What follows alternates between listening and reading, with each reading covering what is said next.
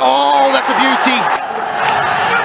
And is there a tickle there? Is there a tickle there? শরীফুলের এক ওভারে 3 wicket দেখে লাইভে এসে বোমা ফাটালেন জাইমা রহমান। দর্শক, বাংলাদেশ বনাম নিউজিল্যান্ড টি-20 সিরিজের শেষ ম্যাচ অঘোষিত ফাইনালেই দেখা গেল রোমাঞ্চ আর নাটকীয়তা। দ্বিতীয় ম্যাচ বৃষ্টিতে ভেসে যাওয়ার পর তৃতীয় ম্যাচই নির্ধারণ করছিল সিরিজের ভাগ্য।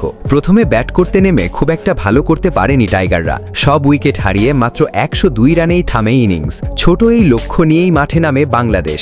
বল হাতে নতুন বলে আক্রমণে আসেন শরীফুল ইসলাম আর প্রথম ওভারেই তৈরি করেন অবিশ্বাস্য এক মুহূর্ত। টানা 3 উইকেট একাই কাঁপিয়ে দেন নিউজিল্যান্ড ব্যাটিং লাইন আপ। মুহূর্তেই ম্যাচে ফিরিয়ে আনেন বাংলাদেশকে। শরীফুলের এই আগুনে বোলিং দেখে সোশ্যাল মিডিয়ায় লাইভে এসে প্রতিক্রিয়া জানান জাইমা রহমান। তিনি বলেন, শরীফুল সত্যি দুর্দান্ত বল করছে, তার বোলিং আমাকে মুগ্ধ করেছে।